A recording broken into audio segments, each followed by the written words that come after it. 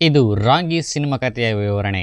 ಈ cinema open ಆಗ್ತಿದ್ದಂಗೆನೆ police ಅವರನ್ನ ಸಾಯಿಸಿರುವ ಕೆಲವೊಂದಿಷ್ಟು ಜನರನ್ನ ರೌಡಿಗಳನ್ನ ಎತ್ತಾಕೊಂಡ್ ಬಂದವರೇ ಈ ಪೊಲೀಸ್ನವರು. ಎತ್ತಾಕೊಂಡ್ ಬಂದು, ಲೋ ಕಳ್ಳನ್ ಮಕ್ಕಳ, ನಿಮ್ಗೆ ಎಷ್ಟೋ ಧೈರ್ಯ, ನಮ್ ಪೊಲೀಸ್ ಸ್ಟೇಷನ್ಗೆ ನುಗ್ಗಿ ನಮ್ ಪೊಲೀಸ್ ಅವ್ರನ್ನೇ ಸಾಯಿಸ್ತಿರಲ್ರು ಅಂತ ಹೇಳಿ ಬೆಂಡತ್ತವರೇ ಒಂದೇ ಸಮನೆ ಈ ಪೊಲೀಸ್ನವರು. ಆಗ ಈ ಕಳ್ಳನ್ ಮಕ್ಕಳು ಹೇಳ್ತಾರೆ, ಸರ್ ಹೊಡಿಬೇಡಿ ಸರ್, ತುಂಬಾ ನೋವು ಆಗ್ತಿದೆ, ನೋವು ತಡ್ಕೊಳಕ್ ಆಗ್ತಾ ಇಲ್ಲ, ನಿಜ ಹೇಳ್ಬಿಡ್ತೀವಿ, ಬಿಟ್ಬಿಡಿ ಸರ್ ನಮ್ಮನ್ನ ಅಂತವ್ರೆ. ಸರಿ ಹೇಳ್ರಪ್ಪ, ಏನ್ ನಿಮ್ ಕತೆ? ಸರ್, ಯಾರೋ ಒಬ್ರು ಟೆರರಿಸ್ಟ್ಗಳು ನಮಗೆ ಫೋನ್ ಮಾಡಿ ನಿಮ್ಮ ಏರಿಯಾದಲ್ಲಿರುವ ಒಬ್ಬ ಇನ್ಸ್ಪೆಕ್ಟರ್ ಒಂದು ಹುಡುಗಿನ ಅರೆಸ್ಟ್ ಮಾಡ್ಕೊಂಡು ಕರ್ಕೊಂಡು ಹೋಗಿದ್ದಾನೆ. ಆ ಹುಡುಗಿಗೆ ಏನೂ ಮಾಡಬೇಡಿ, ಅವಳನ್ನು ಅರೆಸ್ಟ್ ಮಾಡಿದ ಆ ಪೊಲೀಸರನ್ನು ಸಾಯಿಸಿಬಿಡಿ ಅಂತ ಹೇಳಿದ್ರು. ಅದಕ್ಕೆ ನಾವು ಹೀಗೆಲ್ಲ ಮಾಡಿದ್ವಿ ಅಂತ ಹೇಳ್ತಾರೆ ಈ ರೌಡಿಗಳು. ಹೀಗೆ ಹೇಳಿದ್ದೆ ತಡ, ನನ್ ಮಕ್ಕಳ, ಬಿಟ್ಟರೆ ನಿಮ್ಮನ್ನ ಸರಿ ಹೋಗಲ್ಲ ಅಂತ ಹೇಳಿ ಪೊಲೀಸ್ನವರು ಅವರನ್ನ ಸಾಯಿಸ್ಬಿಡ್ತಾರೆ. ನಂತರ ಇವರು ಸತ್ತೋಗಿರೋ ಪೊಲೀಸ್ ಅಧಿಕಾರಿ ಈ ಮೊದಲು ಯಾರನ್ನು ಅರೆಸ್ಟ್ ಮಾಡೋಕೆ ಹೋಗಿದ್ರು ಅಂತ ತಿಳ್ಕೊಂಡು ಟೆರರಿಸ್ಟ್ ಗಳಿಗೂ ಮತ್ತು ಆ ಹುಡುಗಿಗೂ ಏನ್ ಸಂಬಂಧ, ಬನ್ನಿ ಆ ಹುಡುಗಿನ ಹುಡುಕೋಣ ಅಂತ ಆ ಹುಡುಗಿ ಹತ್ರ ಬರೋಕೆ ರೆಡಿ ಆಗ್ತಾವ್ರೆ. ಈಗ ಸೀನ್ ಚಿತ್ರದ ನಾಯಕಿ ಕಡೆ ಶಿಫ್ಟ್ ಆಗುತ್ತೆ. ಇವಳೇ ನೋಡ್ರಪ್ಪ ನಮ್ ಹೀರೋಯಿನ್, ಹೆಸರು ಭವಾನಿ ಅಂತ.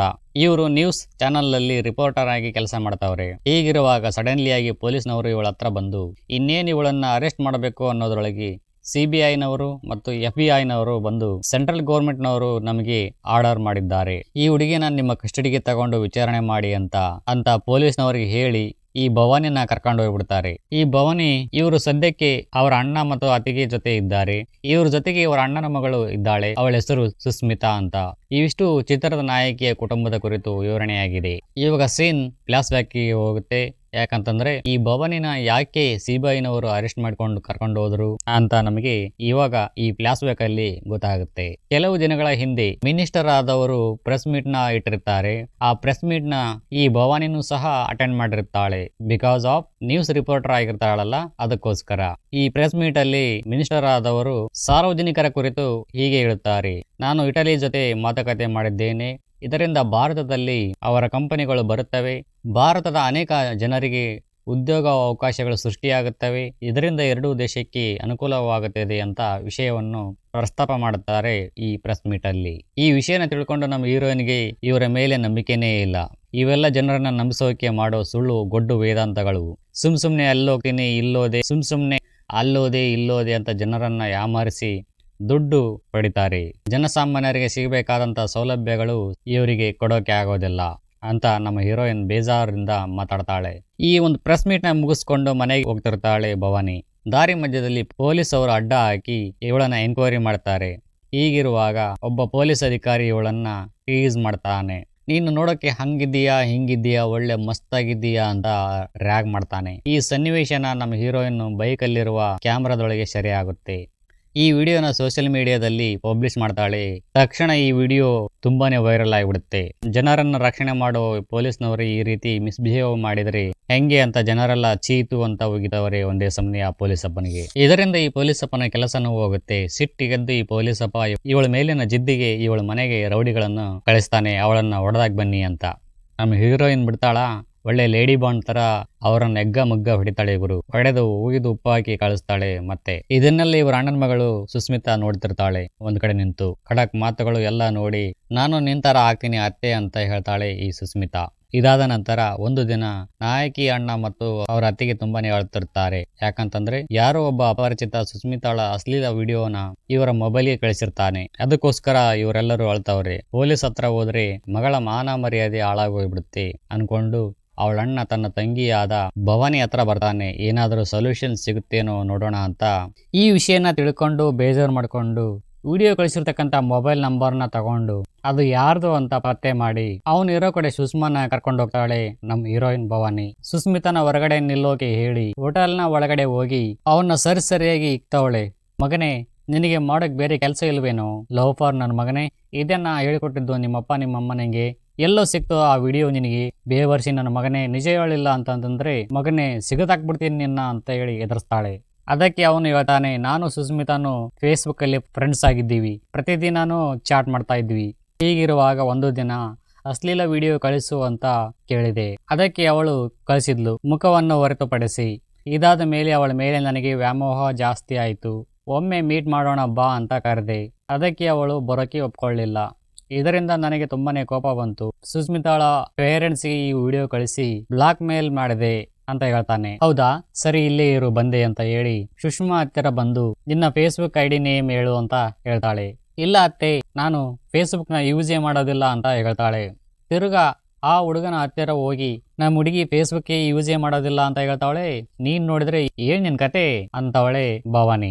ಆಗ ಅವನು ತನ್ನ ಫೇಸ್ಬುಕ್ ಪ್ರೊಫೈಲ್ ನ ತೋರಿಸ್ತಾನೆ, ಚಾಟಿಂಗ್ ಲಿಸ್ಟ್ ನು ತೋರಿಸ್ತಾನೆ, ಹಾಗೆ ವಿಡಿಯೋ ಸಹಿತ ತೋರಿಸ್ತಾನೆ. ಓಪನ್ ಮಾಡಿ ನೋಡ್ತಾಳೆ ನಮ್ಮ ಭವಾನಿ. ಆ ವಿಡಿಯೋದಲ್ಲಿ ಮೇಲ್ನೋಟಕ್ಕೆ ಇದು ಸುಸ್ಮಿತಾಳದೆ ಏನೋ ಅನ್ನೋ ರೀತಿನೇ ಇದೆ, ಆದರೆ ಮುಖ ಮಾತ್ರ ಕಾಣ್ತಿಲ್ಲ.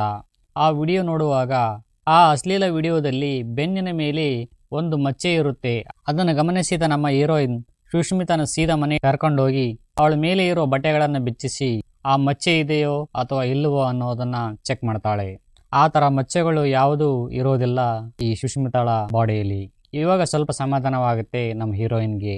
ಯಾಕಂತಂದ್ರೆ ಆ ವಿಡಿಯೋ ನಮ್ಮ ಸುಸ್ಮಿತದಲ್ಲ, ಬೇರೆ ಯಾರೋ ಫೇಕ್ ಐಡಿ ಕ್ರಿಯೇಟ್ ಮಾಡ್ಕೊಂಡು ಕಳಿಸಿದ್ದು ಅಂತ ಗೊತ್ತಾಗುತ್ತೆ.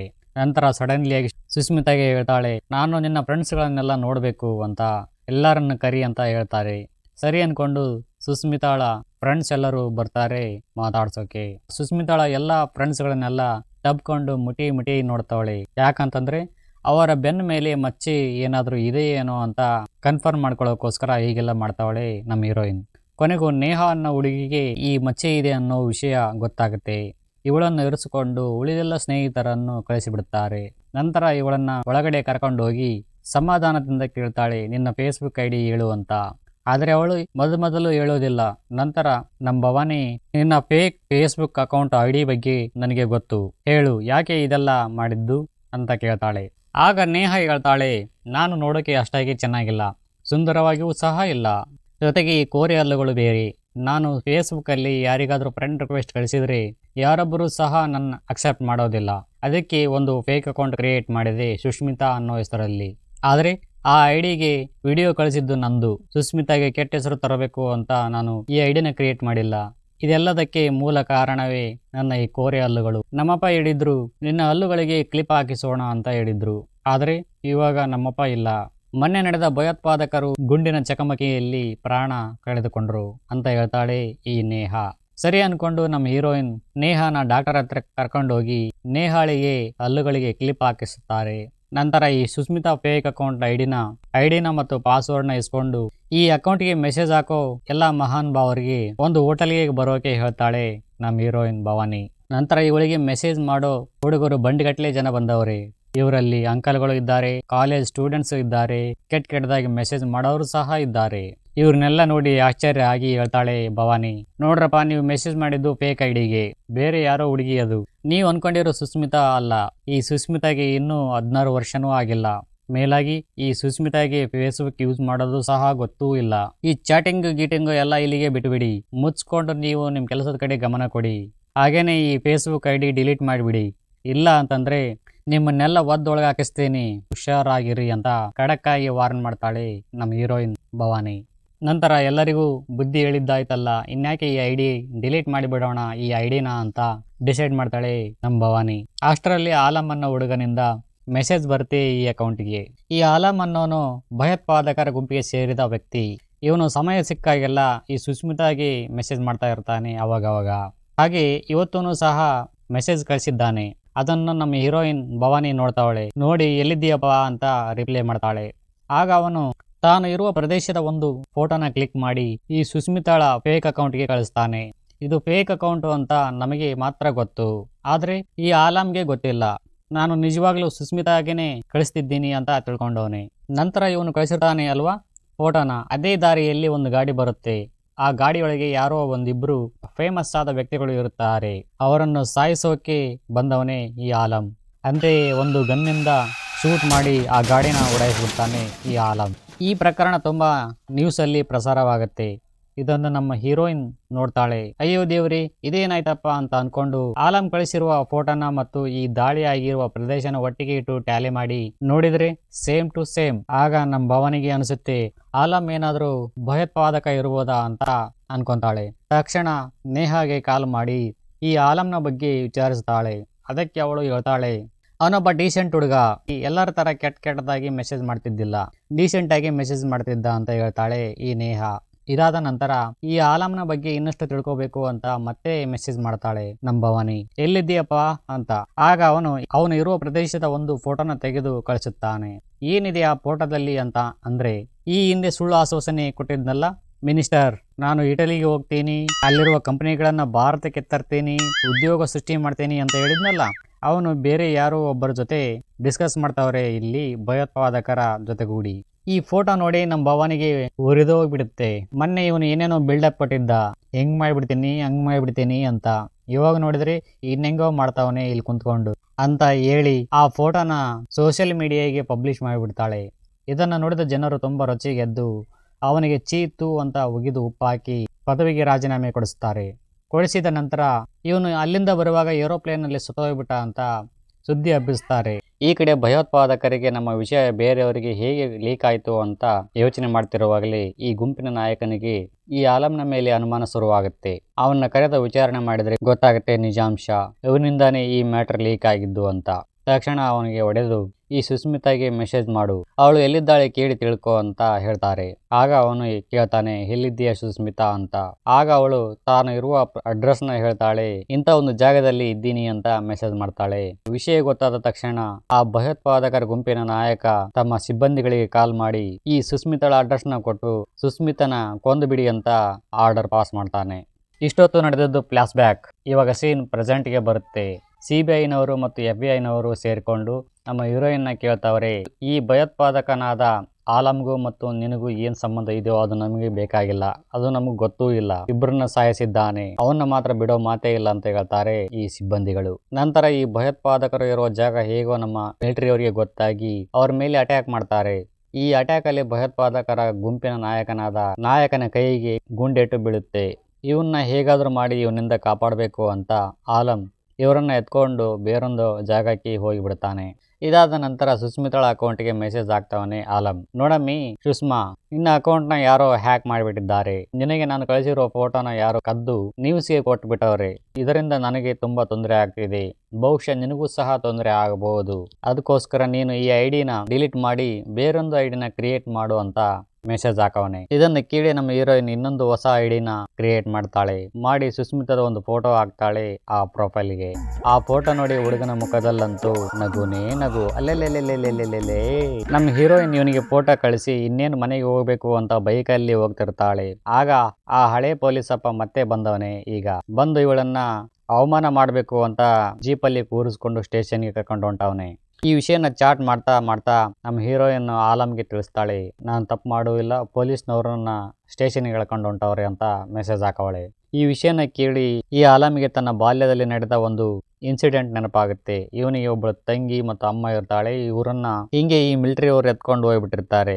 ಇದನ್ನೇ ನೆನೆಸ್ಕೊಂಡು ಸುಸ್ಮಿತನ ಹೇಗಾದ್ರೂ ಮಾಡಿ ಕಾಪಾಡಬೇಕು ಅಂತ ಅನ್ಕೊಂಡು ಪೊಲೀಸ್ ಸ್ಟೇಷನ್ ನ ಲೊಕೇಶನ್ ತಿಳ್ಕೊಂಡು ತನ್ನ ಕಂಟ್ರೋಲ್ ಅಲ್ಲಿರುವ ಶೂಟರ್ಗಳಿಗೆ ಹೇಳಿ ಅವರನ್ನ ಶೂಟ್ ಮಾಡಿಸ್ಬಿಡ್ತಾನೆ. ಪೊಲೀಸರು ಎಲ್ಲರೂ ಸತ್ತೋಗ್ಬಿಡ್ತಾರೆ. ಸಿನಿಮಾ ಶುರುವಿನಲ್ಲಿ ಪೊಲೀಸ್ನವರು ಸಾಯಿಸಿದ್ರಲ್ಲ ಅವರೇ ಇವರು. ಹೀಗೆ ಇವರ ಚಾಟಿಂಗ್ ಮುಂದುವರಿಯುತ್ತೆ. ಲೈಟ್ ಆಗಿ ಹುಡುಗ ಲವಲ್ ಬಿದ್ದವನೇ. ಹೀಗಿರುವಾಗ ಫೇಸ್ಬುಕ್ ಮುಖಾಂತರ ಚಾಟ್ ಅಲ್ಲಿ ತನ್ನ ಬಾಲ್ಯದಲ್ಲಿ ಆದ ತನ್ನ ಕುಟುಂಬಕ್ಕೆ ಮಿಲಿಟರಿ ಸೈನಿಕರು ದ್ರೋಹ ಮಾಡಿದ್ದು, ತನ್ನ ಕುಟುಂಬ ನಾಶ ಆಗೋಕೆ ಮೇನ್ ರೀಸನ್ನೇ ಈ ಯುದ್ಧನೇ ಅಂತ ದುಃಖಿಸಿ ಹೇಳ್ತಾನೆ ಸುಸ್ಮಿತಾಗೆ ಈ ಆಲಂ ಅನ್ನೋ ಹುಡುಗ.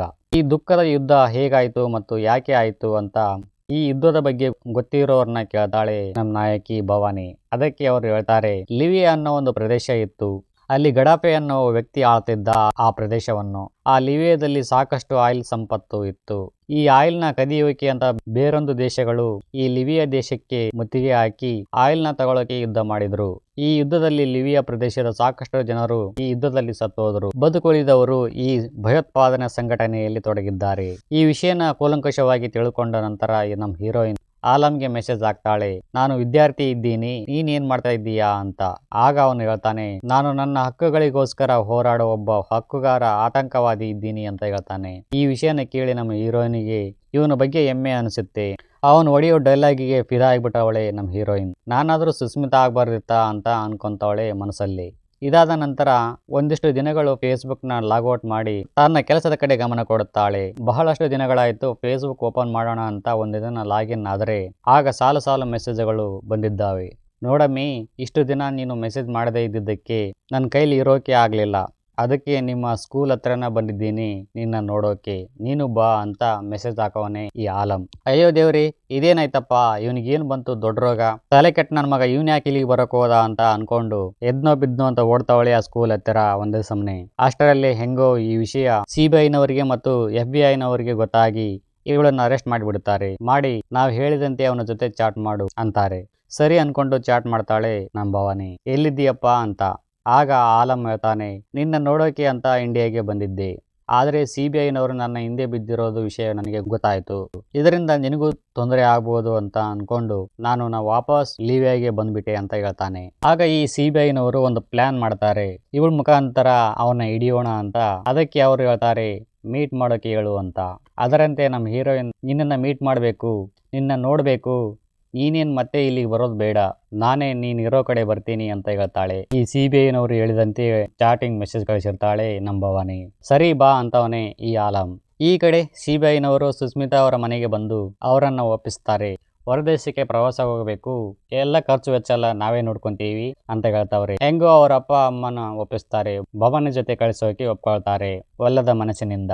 ಬೈ ದ ಬೈ, ಸುಸ್ಮಿತಾಳ ಹೆಸರಿನಲ್ಲಿ ಏನಾಗುತ್ತಿದೆ, ಈ ಫೇಸ್ಬುಕ್ ಲವ್ ಸ್ಟೋರಿ, ಈ ಯುದ್ಧ, ಆಲಂ ಯಾರು, ಈ ಮೆಸೇಜ್ಗಳೆಲ್ಲ ಏನು, ಸಡನ್ಲಿ ಈ ಫಾರಿನ್ ಟ್ರಿಪ್ ಯಾಕೆ ಅಂತ ಒಂಚೂರು ಗೊತ್ತಿಲ್ಲ ಇವಳಿಗೆ. ಇದು ನೆನಪಿರಲಿ ನಿಮಗೆ. ಕೊನೆಗೊಂದು ದಿನ ಸುಸ್ಮಿತಾ ಮತ್ತು ಭವಾನಿ ಇಬ್ಬರು ಸೇರ್ಕೊಂಡು ಲಿಬಿಯಾಗೆ ಬರ್ತಾರೆ. ಬಂದು ಇಬ್ರು ಬೇರೆ ಬೇರೆ ಆಗ್ತಾರೆ. ಯಾಕಂತಂದ್ರೆ ಇವಳನ್ನ ಫಾಲೋ ಮಾಡೋಕೆ. ಸುಸ್ಮಿತಾಳನ್ನ ಏರ್ಪೋರ್ಟ್ ಅಲ್ಲಿ ಪಿಕಪ್ ಮಾಡೋಕೆ ಒಬ್ಬ ಟ್ಯಾಕ್ಸಿ ಡ್ರೈವರ್ನ ಕಳಿಸಿರ್ತಾನೆ ಈ ಆಲಂ. ಅವನು ಬಂದು ಸುಸ್ಮಿತನ ಕಾರಲ್ಲಿ ಕೂರಿಸ್ಕೊಂಡು ಒಂದು ಹೋಟೆಲ್ಗೆ ಹೋಗ್ತಾನೆ. ಅಲ್ಲಿ ಸುಸ್ಮಿತಾ ನಿನ್ ಕೈ ಕಟ್ಟಿಕೋ ಅಂತ ಒಂದು ದಾರನ ಕೊಡ್ತಾಳೆ ಆ ಟ್ಯಾಕ್ಸಿ ಡ್ರೈವರ್ಗೆ.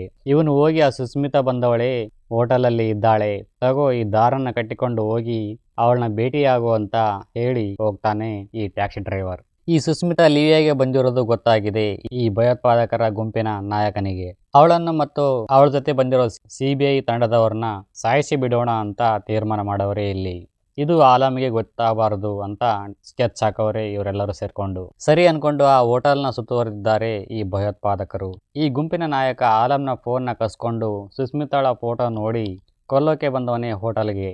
ಬಂದು ಸುತ್ತಲೂ ನೋಡಿ ಸುಸ್ಮಿತನ ನೋಡಿ ಇನ್ನೇನು ಅವಳನ್ನ ಕೊಲ್ಲಬೇಕು ಅನ್ನೋದ್ರೊಳಗೆ ಭವಾನಿ ಅವರನ್ನ ನೋಡಿ ಗನ್ ತಗೊಂಡು ಅವ್ರನ್ನ ಶೂಟ್ ಮಾಡಿಬಿಡ್ತಾಳೆ. ಇಲ್ಲಿ CBI ಮತ್ತು ಟೆರರಿಸ್ಟ್ಗಳು ಮತ್ತು ಈ ಆಲಂಗೂ ಹೆವಿ ಫೈಟ್ ಆಗುತ್ತೆ. ಇಲ್ಲಿ ಸುಸ್ಮಿತನ ನೋಡಬೇಕು, ಮಾತಾಡಿಸ್ಬೇಕು ಅಂತ ಒಂದೇ ಸಮನೆ ತಡೆಪಡಿಸ್ತಾವನೆ ಈ ಆಲಂ. ಆಲಂ ಯಾರು ಅಂತ ಸುಸ್ಮಿತಾಗೆ ಗೊತ್ತಿಲ್ಲ, ಸುಸ್ಮಿತಾ ಆಲಂಗೆ ಸಿಗುತ್ತಿಲ್ಲ. ಭವಾನಿ ಸುಸ್ಮಿತನ ಹುಡುಕಿ ಒಂದು ಕಡೆ ಇರಿಸಿ, ಇಲ್ಲೇ ಇರು, ಹೊರಗಡೆ ಬರಲೇಬೇಡ ಅಂತ ಹೇಳಿ ಆಲಂನ ಹುಡುಕ್ತಾವಳೆ. ಎಲ್ಲಿದ್ದೀಯೋ ಆಲಂ ಅಂತ. ಈ ಆಲಂನ ಒಂದು ಅಪಾಯದಿಂದ ರಕ್ಷಿಸ್ತಾಳೆ ನಮ್ಮ ಭವಾನಿ. ಆಗ ಆಲಂ ಕೇಳ್ತಾವನೆ, ನನ್ನ ಸುಸ್ಮಿತಾ ಎಲ್ಲವಳೆ ಅಂತ. ಮೊದಲು ಇಲ್ಲಿಂದ ತಪ್ಪಿಸ್ಕೊಳ್ಳು, ಆಮೇಲೆ ನೋಡುವಂತೆ ಅಂತ ಹೇಳ್ತಾಳೆ ನಮ್ಮ ಭವಾನಿ. CBI ಎಲ್ಲ ಭಯೋತ್ಪಾದಕರನ್ನು ಸಾಯಿಸ್ಬಿಡ್ತಾರೆ. ಉಳಿದಿರೋದು ಆಲಂ ಮಾತ್ರ. ಅವನು ಸಿಗೋದಿಲ್ಲ ಅಂತ ಅನ್ಕೊಂಡು ಸುಸ್ಮಿತನ ಹಿಡ್ಕೊಂಡು ಎದುರಿಸ್ತಾರೆ. ಆಲಂ ಸರೆಂಡರ್ ಆಗಿಬಿಡು, ಇಲ್ಲ ಅಂತಂದ್ರೆ ಇವಳನ್ನ ಸಾಯಿಸ್ಬಿಡ್ತೀವಿ ಅಂತ ಹೆದರಿಸ್ತಾರೆ. ಆಗ ಅವನು ತನ್ನ ಪ್ರೀತಿಗೆ ಮನಸ್ಸೋತು ಹೊರಗಡೆ ಬಂದು ಸುಸ್ಮಿತನ ನೋಡಿ, ಐ ಲವ್ ಯು ಸುಸ್ಮಿತಾ, ಇಷ್ಟು ದಿನ ನಿನ್ನ ಪ್ರೀತಿ ನನಗೆ ಸಿಕ್ಕಿದ್ದಕ್ಕೆ ನನಗೆ ಒಂಥರ ಖುಷಿ ಇದೆ, ಸಾಕು ಈ ಜನ್ಮಕ್ಕೆ ಇಷ್ಟೇ ಅಂತ ಹೇಳಿ ಸತ್ತೋಗ್ಬಿಡ್ತಾನೆ. ತನ್ನ ಫೇಸ್ಬುಕ್ ಅಕೌಂಟಿಂದ ಒಂದು ಕೊನೆಯ ಮೆಸೇಜ್ನ ಸೆಂಡ್ ಮಾಡಿ. ಇವನು ಸತ್ತೋದ್ನಲ್ಲ ಅಂತ ಬೇಜಾರಲ್ಲಿ ಆಲಂ ಕಳಿಸಿರೋ ಮೆಸೇಜ್ನ ನೋಡ್ತಾಳೆ ನಮ್ಮ ಭವಾನಿ. ಆ ಮೆಸೇಜಲ್ಲಿ ಅವನು ಏನು ಹೇಳಿರ್ತಾನೆ ಅಂತ ಅಂದರೆ, ಹುಷಾರಾಗಿರು ಸುಸ್ಮಿತಾ, ನಿನ್ನ ದೇಶದಲ್ಲಿ ಬಹಳಷ್ಟು ಖನಿಜ ಸಂಪತ್ತುಗಳು ಜಾಸ್ತಿ ಇವೆ. ಅವುಗಳನ್ನು ಕದಿಯೋಕೆ ಅಂತ ಕಳ್ಳನ ಮಕ್ಕಳು ಪ್ರತಿದಿನ ಹೊಂಚಾಗ್ತಾನೆ ಇರ್ತಾರೆ. ನಮ್ಮ ದೇಶದಲ್ಲಿ ಆಯಿಲ್ ಅನ್ನೋ ಖನಿಜ ಸಂಪತ್ತು ಸಿಗದೇ ಇದ್ದಿದ್ರೆ ನಾನು ನನ್ನ ಫ್ಯಾಮಿಲಿ ಜೊತೆಗೆ ಆರಾಮಾಗಿ ಇರ್ತಿದ್ದೆ. ಈ ಆಯಿಲ್ ಸಿಕ್ಕಿರೋದಕ್ಕೆ ನಾನು ಅಭ್ಯಪಾರಿಯಾದೆ, ಆತಂಕವಾದಿಯಾದೆ ಅಂತ ಕಳಿಸಿರ್ತಾನೆ. ಈ ಲಾಸ್ಟ್ ಮೆಸೇಜ್ನ ಕೇಳಿ ಭವಾನಿಗೆ ತುಂಬಾ ದುಃಖ ಆಗುತ್ತೆ. ಅತ್ತೇ ಬಿಡ್ತಾಳೆ ಗುರು ಪಾಪ. ಭವಾನಿ ಅಳ್ತಿರೋದ್ ನೋಡಿ ಮುಖ ನೋಡ್ತಾವಳೆ ಈ ಸುಸ್ಮಿತಾ. ಯಾಕೆ ಹೇಳ್ತಾವಳೆ ನಮ್ಮ ಅತ್ತೆ ಅಂತ? ಪ್ರೀತಿ ಕಣಮ್ಮ, ಪ್ರೀತಿ. ನಂತರ ಅತ್ತೆ ಮತ್ತು ಸೊಸೆ ಇಬ್ರು ಇಂಡಿಯಾಗೆ ಬರ್ತಾರೆ. ಭವಾನಿ ಆಲಂನ ಕುರಿತು ಒಂದು ಪುಸ್ತಕ ಬರೀತಾಳೆ. ಇಲ್ಲಿಗೆ ಈ ಸಿನಿಮಾ ಕೊನೆಯಾಗುತ್ತೆ. ಲೈಕ್ ಮತ್ತೆ ಸ್ಯಾಕ್ರಿಫೈಸ್ ಮಾಡ್ಕೊಳ್ಳಿ. ಸ್ಯಾಕ್ರಿಫೈಸ್ ಅಲ್ಲ, ಮತ್ತೆ ಸಬ್ಸ್ಕ್ರೈಬ್ ಇದೇನೋ ಮಾಡ್ಕೊಳ್ಳಿ.